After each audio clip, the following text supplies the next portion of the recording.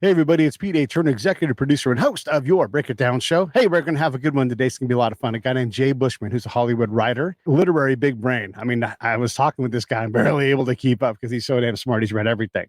He's written a book called Novel Advice, Practical Wisdom for Your Favorite Literary Characters. And basically, Antigone is his advice columnist, right? If you don't know who Antigone is, look that up. Antigone is giving advice to Goethe, all these characters from history, and kind of advising them on what they should do in their actual real life situation.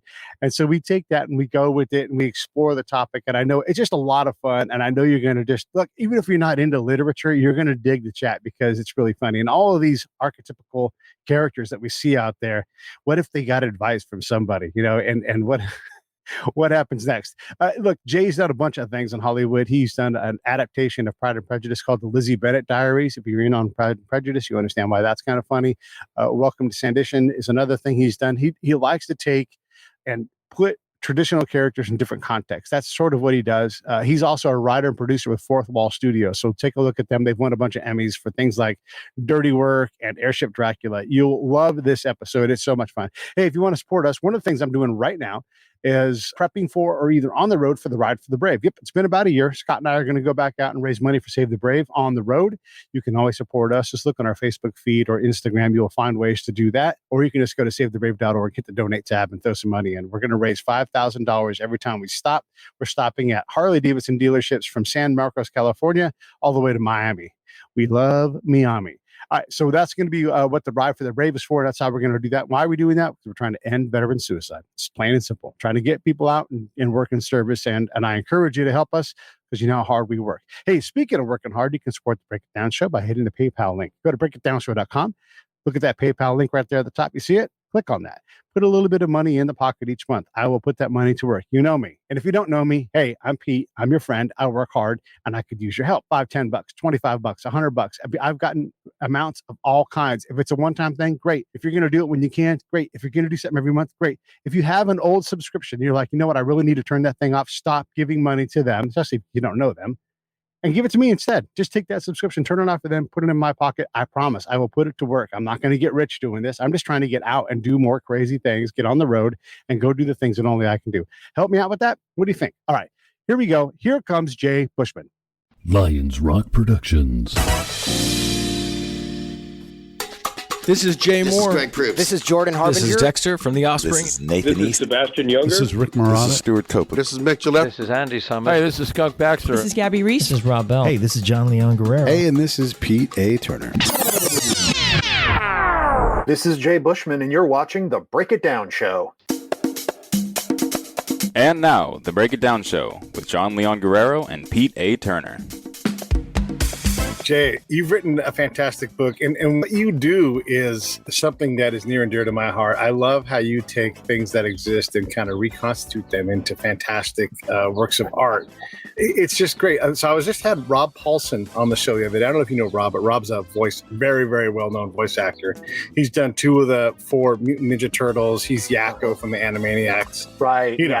Yeah. Pinky from Pinky and the Brain. Yeah. And I'm like, let's take Carl Weezer, one of his characters, and make him now a middle-aged man, and it's like, oh, I got a prostate like an Idaho potato.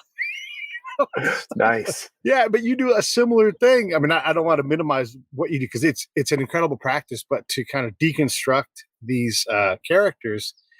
When did you started doing this early, I'm betting, but when did you start figuring out that you had a knack for this? A long time ago, I think the first place that this became apparent to me that I was interested in sort of the intersection of characters and stories in different mediums. When I was in high school, every year the school would put on a musical. And the year that I was a senior, the musical was Little Shop of Horrors. And I don't know what possessed the director to say yes to this, but I was very, very excited by the idea of going back to the original Roger Corman black and white horror movie, Little Shop of Horrors, and taking scenes from that and putting it in the musical. And for whatever reason, they said yes. So we ended up performing this version of Little Shop, probably highly not legal at all, but we did this version of Little Shop of Horrors with all of these scenes from the original Roger Corman version. And so just ever since then, I just have been really interested in how stories are told in different ways, in different formats, and mashing them up and mixing and matching them. I'm gonna put the link up for your book, but basically it's novel advice, practical wisdom for your favorite literary characters. We can get that on Amazon. If you use that link, we'll get a little taste of that, and we'll all appreciate it. I want to explore the idea though, because it's really limitless. I mean, well, Hollywood loves sequels. You're a producer, you're a showrunner, you know this. And when you look at what we could do as sequels, we could have a dark comedy or a thriller. I mean, like, what does Harry Potter do next? He's the high school kid who peaked and didn't even really graduate high school, as far as I know. I mean, maybe he did. It seemed kind of like he didn't, though. I've heard it questioned online in several places that there really isn't any education past Hogwarts in the wizarding world. You just go to high school and then that's it.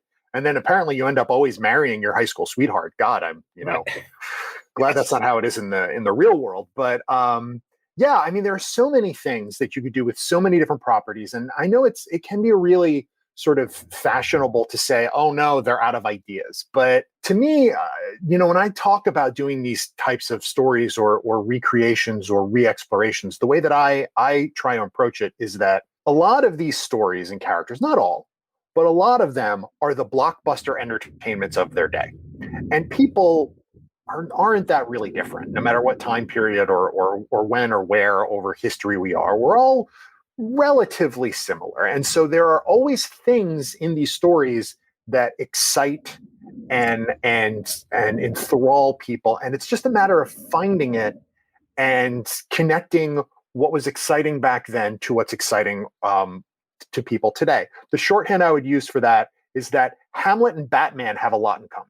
And, if you can find those things and tease them out, you can have a lot of fun with things. There's a fun way to play with these characters in terms of perspective too, and we're doing more of that these days, but like looking at Superman from an actual like reality lens, like who the hell is this guy, and just it becomes like, what on earth is he doing? And what he thinks he's doing up with reality, what he's doing can be fascinating. Again, kind of deconstruct this hero model. And it turns out he's psychotic or whatever it is, Or like, you've seen that thing? Oh, it's so good. I love the internet for this. When they take Ralph Macchio's character in The Karate Kid, and they're like, look what a jerk this guy was. I mean, there's kind of a whole show about that now, and on Netflix, the Cobra Kai show. And to me, it all starts with people love characters. And when you fall in love with something, or when you become a fan of something, you kind of take that character in as a part of yourself. And so, I mean, I know when I was younger, I still do it today, whatever, I'll be honest. You really like things and you just think about them and you go, oh, what if they did this? Or wouldn't it be cool if they did that? And that character and that story starts to live inside of you. And so there's so much fertile ground for taking stories and just kind of pulling on them and tugging on them and putting them, especially if you're talking about classics or things in the public domain. What if you put them in a different time period? What if you put them, you mix up things? What interesting things can you learn about the world today? What interesting things can you learn about that original story? What interesting things can you discover about how life today differs from back then, or how it's exactly the same? Yeah, I love it. I keep thinking of these characters that I want to run by, and I don't want the whole show to be about these things, but it's so fascinating. Like, I often look around and I think, what a remarkable world we live in. And 100 years ago, someone like Nikola Tesla or whoever, if you bring back Thomas Jefferson, when you look around and you're like, you guys are assholes, send me back.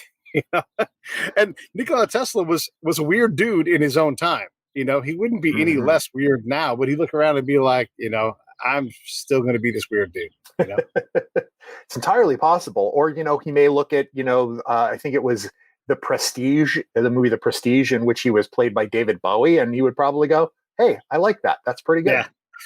Yeah. Right. Anytime you get David Bowie to play you in a movie, pretty good. Yeah, that works. Why Shakespeare? Look, I want to be able to say because he's Shakespeare, because he's, the best. Right. But we can be honest, like Shakespeare is hard if you don't want to work for it. It's, it's held up as the epitome, the bard, the greatest, playwright in Western literature. And yeah, okay, all that is true. And I buy that. But, we get exposed to it often as kids in classes where it is meant to feel like work. And I think that extends, that's not exclusive to Shakespeare. That's not exclusive to old stories. If you've ever tried to convince someone to watch something like, say, The Wire, and they go, oh my God, it's like so much work. And like, there's so many characters and I can't, it's that same impulse of like, this is hard. I have to work for this. Therefore it's not fun. Therefore I don't want to do it. I just happened to be wired in a way that when I was really, really young and I just saw a production of something that really set my mind on fire. But I always thought, hey, wow, this is like the main line to the history of our civilization. And I want to understand this more. And it's just become something that I find a lot of joy and fun in. The stuff is once you figure out like what some of the jokes are, and you can like do some of the translations, it's really funny. It's really smart. It's all really kind of heartfelt, and there's a reason these plays have stuck around for 400 years. Like there's a lot there. Sometimes you have to excavate a little bit to find the ways to do it so that it makes sense to a modern audience, but it's all there. It's all worth it. As you know, we could go back a couple thousand years. I mean, Orpheus is a great character with a great storyline. For those who don't know, Orpheus is the guy that's like, my wife's dead, but not dead enough. I'm bringing her back. But you take that story and you can put it in a modern context, and maybe it's a romantic comedy and his friends just take him to a titty bar, and they get him better at the grieving process, or maybe it snaps and it breaks him, and this compromise he has to make and he just goes off who knows, right? But you can take that story and bring it into a modern context. So, I mean, Orpheus is in the book. He is one of the characters in the book. And, he's a good example of how the process that I used to write this book. And so kind of just to give an overview of how the book is constructed, it's a collection of letters written to an advice columnist, Dear Abby or, Dan Savage, or just, one of those kinds of people write into advice columns asking for help with their problems, and they sign them with names that aren't their own, Sleepless in Seattle and, whatever. Except the people who are writing in these letters with their problems are characters from across famous literature. And the person they're writing to is Antigone from the Greek tragedy, who has, died, gone to the underworld, somehow come back and has enormous amount of knowledge and empathy about the world, how the world works, especially for fictional characters, and who tries to help them through their dilemmas while also not spoiling their stories for them. Because, you can't be like, you're in a book, that it would be over pretty quickly. So Orpheus, so the challenge here, the fun, I should say, was in taking all of these individual characters and finding angles on them that would feel like they would not be out of place if you were reading an advice column today. So in Orpheus's case, what it specifically turned into was a discussion of, as the legend goes, Orpheus goes down to the underworld to get his love Eurydice back. And Hades says, fine, you can take him, you can take her. But here's the deal. You can't turn around and look and make sure she's there until you reach the surface. And so Orpheus is like walking and he can hear Eurydice behind him. And then he like stops hearing her. And it's like, oh my God, like, is she really there? Did Hades lie to me? Am I being scammed? And he turns around and sees that she was there, but because he turned around, he loses her and she gets taken back to the underworld. So the point of that I tried to drill down on is that moment of doubt where Orpheus is like, I believe her, I don't believe him. Maybe I'm being scammed. What do I do?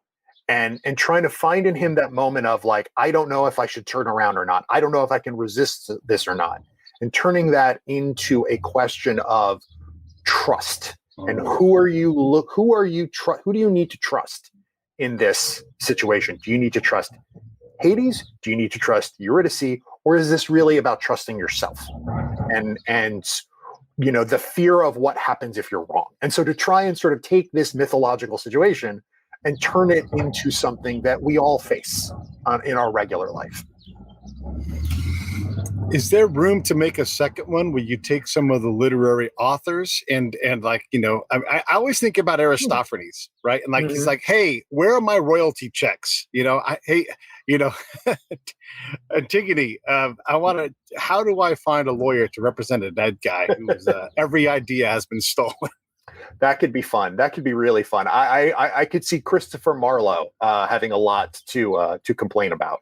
But yeah, no, I mean, the fun of this has been, once we kind of landed on this concept, I mean, there are so many things you could do with this. And indeed, the first challenge was figuring out who goes in the book and who doesn't. And I had lists and lists and lists of all these characters. And I've got a whiteboard up in my office where I had like all of these cards up and like, okay, they're going to be in, they're going to be out. They're going to go in this chapter. They're going to go in that chapter. And it was just a continual process of trying to figure out who to include. And, I tried really hard. I wanted to have the gender split between characters as equitable as possible, which meant there were a lot of characters, male characters, there were a lot more of them in classic literature. There are a lot more kind of names above the title that are male characters. So there were a lot of people on my board originally who didn't make it in because I wanted to make room for a more balanced division. At the same time, we did a lot of classics and public domain, but I wanted to, as much as possible, try and include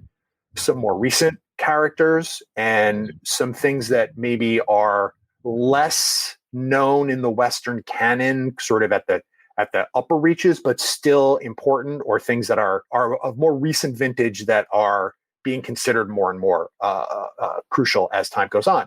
So the talented Mr. Ripley is in there. American Psycho is in there. And, I could have done more. We sort of waited to get an all clear from the legal department on whether or not this counted as fair use, as transformative. And then when they finally said, yeah, it's okay, it was relatively late. So I could have done more, but I'm fine with what we ended up on with. It's funny what counts as fair use. Like on YouTube, we constantly are trying to battle that battle, and it's like so clear to the creator. Like, yeah, this is fair use, of course, but the rights holder, it's a different story. So I can appreciate how challenging that is.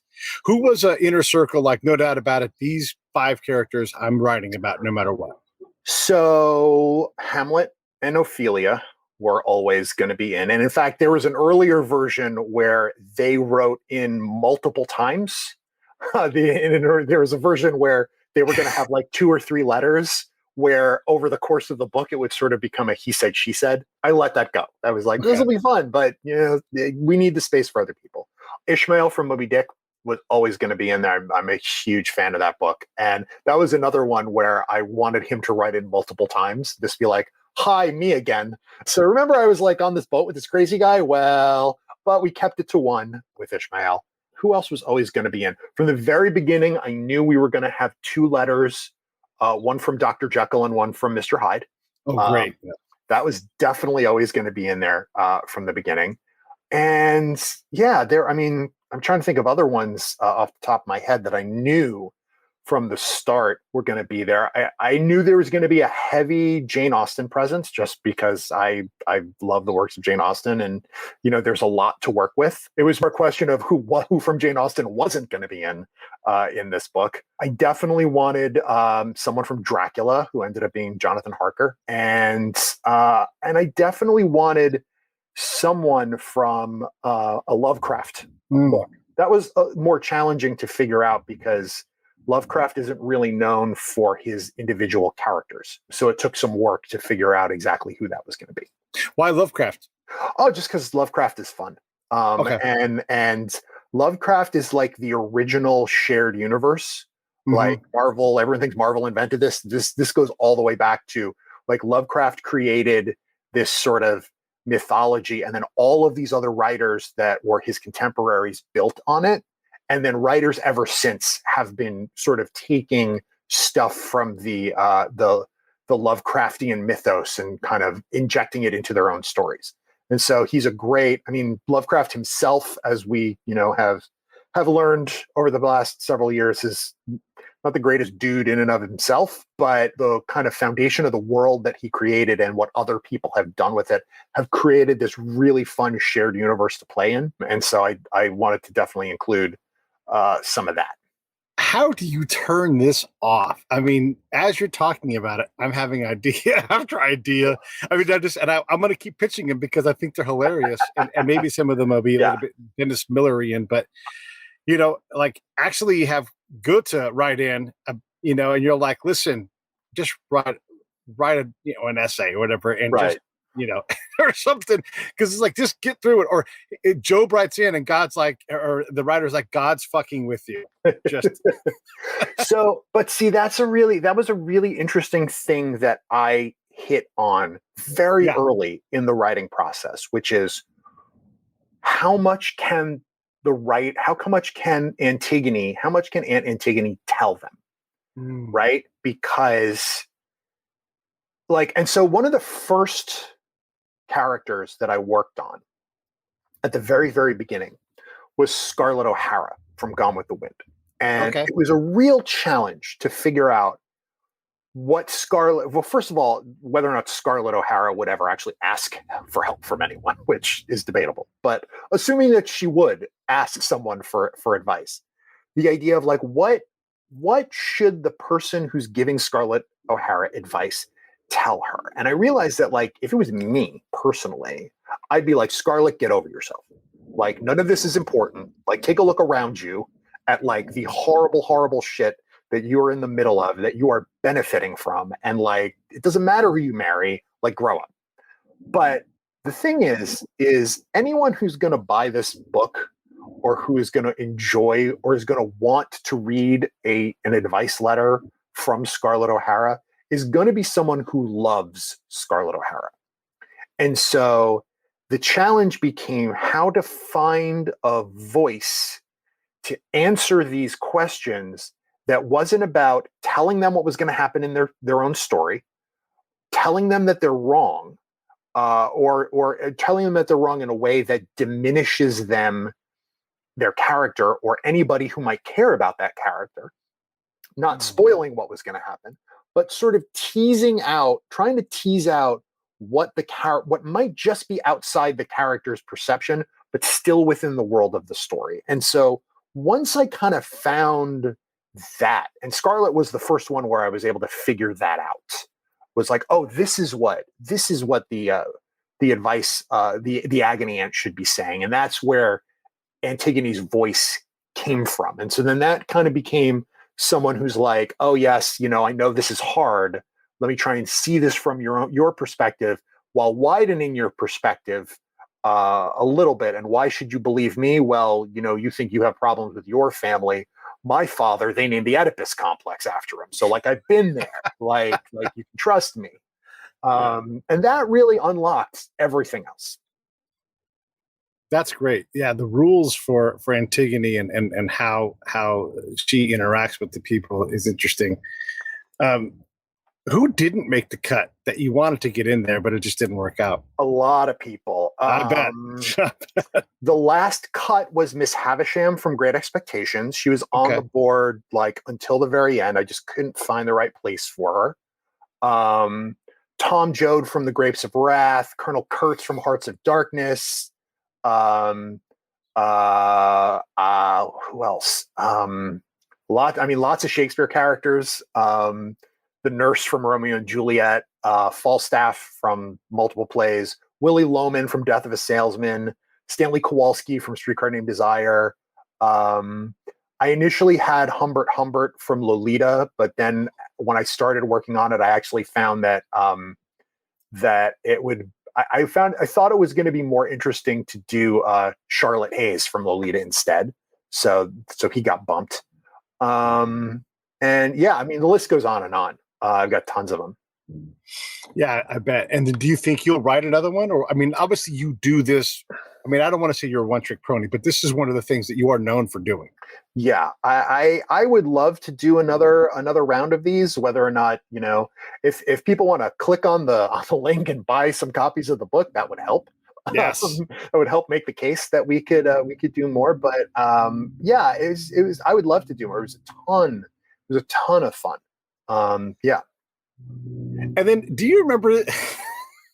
I'm just going to keep doing this to you. I'm sorry. Okay. I can't help it, but it's such a great idea, and it's something that I love. I love thinking about these things. Remember the episode when everybody on Brady Bunch wrote in to the advice column lady? Do you remember that one? I don't remember that one. Yeah, they all wrote into Dear Abby or whichever one it was, but one of the, and then they were actually on the show, and then they all had written in as the family was dealing with some kind of crisis and everything. Yeah. So what if you did that with like the Cat in the Hot Tin Roof cast? You got a depressed guy. That'd be fun. That would be fun. A horny lady, Yeah. Yeah. Yeah. I think I do have in here 2 of the 4 March sisters from Little Women are in here. I definitely could get the other 2 also, Right. and we could get them all together. That would work. Yeah. What is and I should say, you even mentioned Goethe before. Yeah. I do have a Goethe character in here, and he's also one of the ones that I knew from the beginning I wanted to be in here. He's Werther from The Sorrows of Young Werther, which is not a book that tons of people know. But I wanted it in there because for a very specific reason, which is when I went to college, I took a class in Western literature and we read this book. And there was a moment in this book that I've never forgotten because we turned it became like the running joke in the class where Werther falls in love with this girl and he's convinced that she is the perfect person for him, even though she's married. She's perfect for him because they both love the same poet, the poet Klopstock. And so like just Klopstock as this sort of thing that you say when you're just overcome with, beauty and joy became this sort of running joke throughout the semester in that class. And when I was like, oh, wait a minute, you know what? That's the equivalent of thinking, I love her because we're fans of the same band. Like that's the same sort of impulse that people still have today. And I was like, I definitely need to include that just for the 3 people out in the world that might read that and go, oh, Klopstock, I remember that. Yeah, that's great. I love that. And then it's a super important book. I mean, it's a shame that more people don't know about it. And then doesn't he end up living with the husband and wife for a while as he convalesces or whatever? Yes. Yeah. He lives with them for a while. And then in the end, he kills himself because it just hurts too much. And it set off like a wave of copycat suicides, which, goes to show that pop culture has not changed. Not one bit. Centuries. Yeah. Yeah. That's fascinating. Why is, and I always include them together because I think that they're all laudable, but how come the Bronte sisters, and Jane Austen, how come they're so rich with content and the ability to reconstitute what they do? I mean, it seems like every year something from that canon of books, putting them all together, something comes out every year. I mean, I don't know if I can speak for the Austen and Bronte estates, but I mean, to my impression, it's just they part of it is what happens when you get canonized, when it's like, oh, this stuff is in the canon. Therefore, it just becomes more available. More people are exposed to it. And so it just becomes more fodder for the continual churn of creations and recreations. Part of it is that some of it's just really damn great. I remember, I guess it was 2 years ago now, seeing the most recent film adaptation of Little Women, which I just adored. And Little Women was not a book that I read when I was growing up.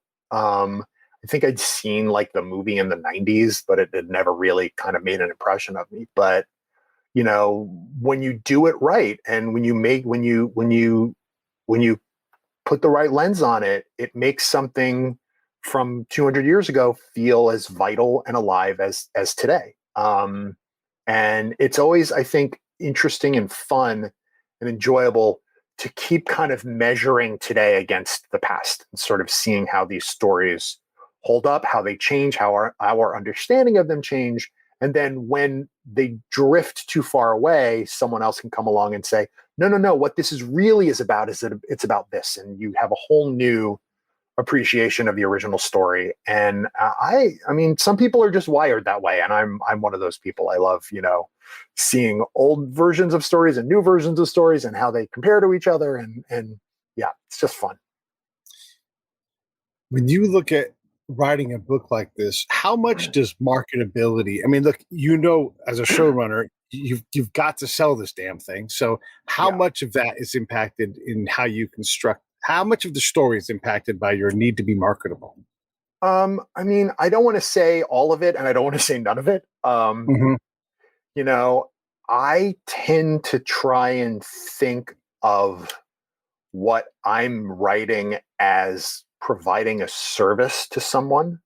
It's not really about, here's my brilliant thing and you're either going to like it and you're not. It's more like, if someone is going to approach this, in what context are they going to see it? What are they going to, how are they told about it? What are they going to think about it? What is the experience I want them to have?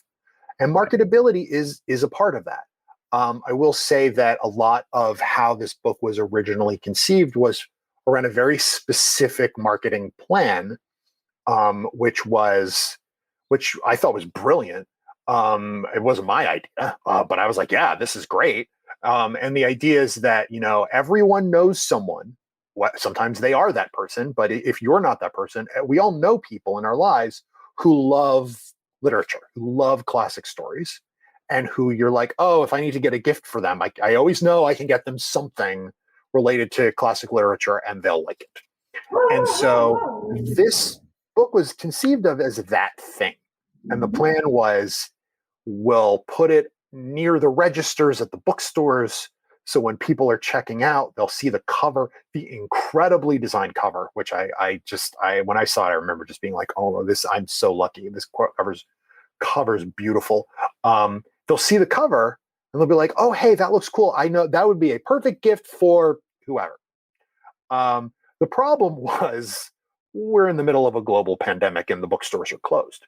So that didn't really work. But we're trying to make up for that through other avenues, and a lot of word of mouth, and I'm trying to put it in front of as many people as possible. And we'll see how that goes. One of the things too about what you're doing, there's the Dennis Miller versus Family Guy problem. I mean, we're talking about Goethe and Werther, and you and I have an understanding of this. But if you haven't done the work, you're not going to get a lot of Dennis Miller's jokes unless you get the fact that not getting it is part of the joke. But then there's the Family Guy approach where you tell the same joke and then you illustrate the joke so you can understand it. And then you go back to it a third time because it's still funny. So how do you balance the ability? I mean, look, we all know Shakespeare, but do we know Hamlet? Do we know Richard III? Maybe, maybe not. You're right. Absolutely. And so, one of the ways that we approach this, writing this and structuring this book was, I knew from the start that there were going to be tons of people who would read it and recognize some characters and not recognize others. And that's fine. My hope on some level is that some people will, encounter a character that they didn't know and find them interesting enough to want to go and, read the original book. And I know that actually happened to me during the writing of this in a few places where I was like, oh, I need this character from this book. I don't really know this one that well. Let me do the reading myself and sort of figure out, do I have a take on this? And through that, I found there were a couple of books that I hadn't read before that I was like, oh my God, I love this. I'm so glad that this process led me to this. One of those, the biggest example I'll give of that is Steinbeck's East of Eden, which I was like, God, I really need some Steinbeck in here. And I kind of looked at a couple of things, and I picked up Beast of Eden, and I started reading it, and I could not put it down. I was like, oh my God, this is fantastic. And so putting Kate Trask from East of Eden became like a huge discovery for me, and that was fantastic. The other thing that we've done is we've kind of tried to turn the book into a little bit of a game where each letter is signed with a pen name. They're not signed by the name of the character. If you want to, you don't have to. If you want to, you can approach each letter like it's a riddle and see how long it takes you through the context clues to figure out who the character is, what book they're from, what situation they're talking about. And I knew from the start that everyone was going to have different experiences doing that. Some people would get a character in the first line, or the next character they'd get all the way through and they'd be like, I don't know who this is. Or some variation between for everyone. But we also didn't want to make it like too difficult. So all the characters are listed in the table of contents. You can just sort of go to the table of contents and it'll tell you who it is. But if you want to have the guessing game experience, you can do that. I will also say there is one letter in there that has a secret code. I will not say who it is. I will not say what the code is. But to my knowledge, no one has found it yet. Okay. All right. How many letters are there in the book?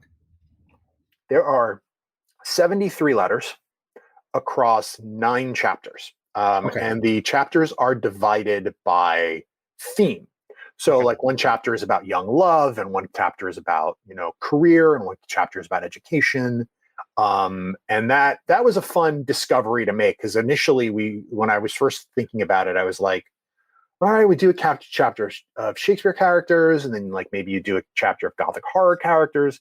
And very quickly that just started to feel boring. And also, I was like, I don't want to have any part of an argument over what belongs in the modernist chapter and what doesn't. Like, that's just a rabbit hole you never get out of. But when I hit upon the idea of what if we grouped together completely disparate characters who were all talking about similar issues, and that felt more appropriate for the advice column setting.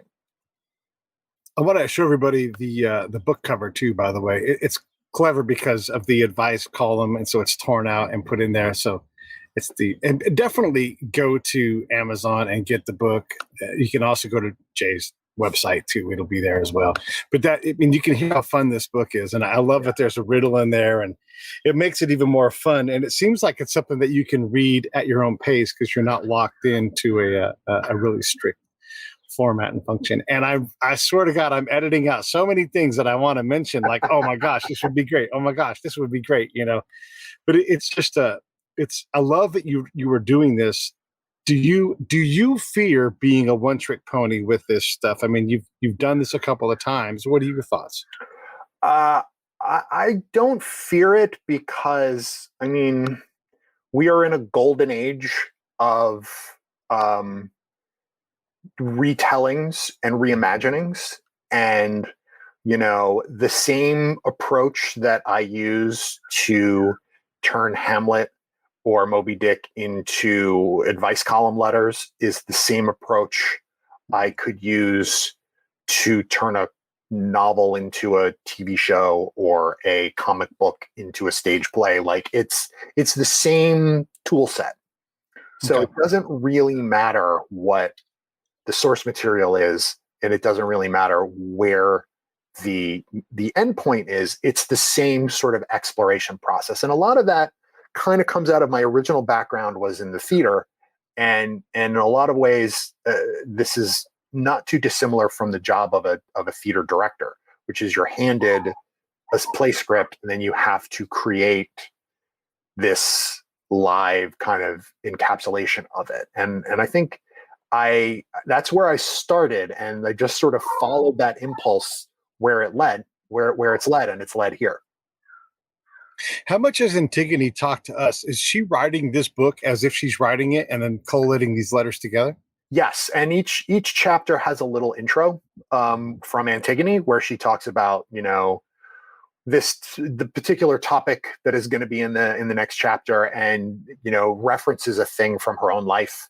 So there are little mentions of her father Oedipus, her uncle Creon, her boyfriend Haman, and like all of these characters from the original Greek tragedies.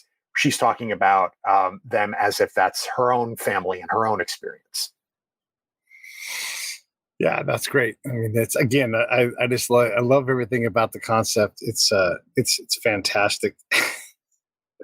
So many characters come to mind with this whole thing. It's neat. Do people make livings? I mean, that's such a newspaper thing, being an advice columnist. Is that, I mean, it's changed into something else, right? I don't really know. I mean, I read a lot of advice columnists when I was preparing to do this, and from what I can tell, like it's one part of a larger career as a writer. I would say the advice columnist who influenced me and this book the most would be Heather Havrilesky. Who writes a column called Ask Polly. She also has a version of it called Ask Molly, which is Polly's evil twin. But much like any other kind of writer these days, you have to kind of have multiple channels of where your work is getting out. So I know that she writes for a number of online outlets. She writes books. She has a Substack newsletter where you can pay to support her, and it's kind of what the writing gig has become these days, is you just got to write lots of different things and lots of different channels and hope you can cobble it all together into making a living. I was going to ask you, does Antigone give any bad advice? Does she ever do it on purpose? Does she just get one wrong or anything at all? I think there are a couple of places where you might say that she gets it wrong because maybe she gives the benefit of the doubt to a character that we know doesn't deserve the benefit of the doubt. Right. There are a couple of places where perhaps she is a little more empathetic towards people than maybe the reader might want them to be. Patrick Bateman from American Psycho is, I think, a good example of that. And yeah, I don't know if I would want to judge Antigone's advice good/bad too much, because it was more about trying to find the core question behind the question for her. Yeah. I mean, and in reality, like none of these characters are going to listen to any of her advice, because they're all, they don't have control over their own actions. So yeah. I actually got Twitter and I broke up over a similar thing. I made a joke about all of the desires to impeach all the presidents, and I made a joke about how if you mess with old rough and ready Zachary Taylor, who's, by the way, everybody, been dead for 170 years, he's going to punch you in the mouth by proxy. So in this scenario, a dead president who's been dead would have to be impeached, and then he would have to rise up and command his minions to punch you in the mouth. Clearly a joke. And I was inciting violence. So, anyhow, the world has no sense of humor. I wanted to ask you this. So you're spending time in these texts, even if you're familiar with them, you're looking at it. And I know that, like, when I read Steinbeck, I think I should never grab a pen ever again, because this guy in 3 words can say something and describe it so perfectly. I mean, even in, like, with this book, Travels with Charlie, he talks about a star-rattled sky and his flypaper youth. These are things that are just incredibly descriptive and perfect. What did you find when you were going through, Goethe and all of these different incredible authors? I mean, yeah, it can be intimidating. You're like, I had early on kind of spent a little more time trying to do a little more specific style pastiche. Most of that kind of got evolved out. There's still a few places I think where it's in there. I think Lady Macbeth speaks with a little more like forsooths or things like that.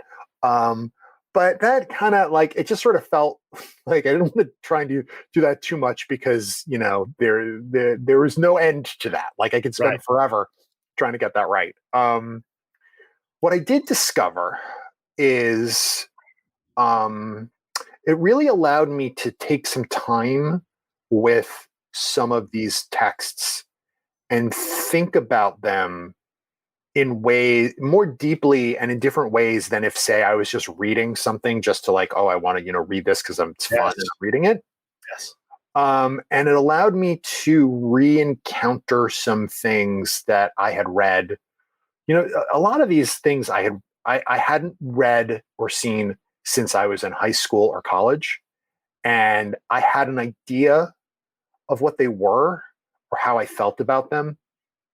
And the process of writing this book allowed me to re-engage with some things and discover some books and some of this work to be much more kind of affecting than I remember. And I think there is no better example of that than the play Our Town, which is sort of become kind of like a shorthand joke for, experimental theater. And look, we only have a budget of $7.50. So here's a ladder and that's the town. And like, yeah. And like, that's what I remember. I remember it being, but I, reread Our Town while working on this. And it was just, I think for the first time ever, I really kind of felt just how beautiful a play it is. And it really, really got to me. It really, really touched me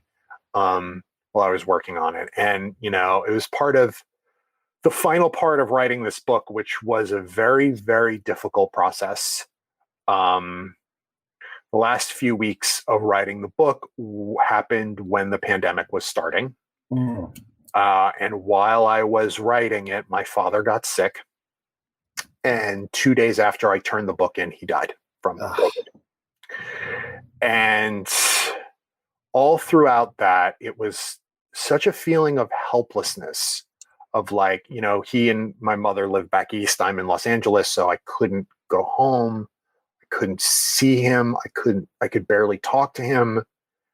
And I would just sit here feeling completely helpless and not know what to do. And the only thing I could do was just keep working. And it became, writing the end of the book became sort of this refuge that, was able to sort of keep me going. And I was able to, my father was really, really excited when I told him I was writing this book. And he sent me a bunch of like suggestions of characters. Of course. Put in. And I ended up using 2 of them in that last chapter. And the last chapter is the theme of the last chapter is endings. And I used was this coincidental or did this? It was coincidental. Like okay. I had thought, hey, that'll be a good thing because so many of these stories are these tragedies or these like characters face their deaths or they face these like huge turning points. So endings, that'll be a good final one. And I ended up using 2 of the characters my father suggested. One was Sidney Carton from A Tale of Two Cities. Okay. And the other one was Yossarian from Catch-22. And Catch-22 is one of my father's favorite books. And he had always told me, I remember hearing him tell this story about when he was in college. And seeing someone spray painted graffiti on the wall he went to City College of New York. And so someone at City College of New York had spray painted graffiti on the side of the library that said, Yossarian is alive and well and living in Sweden.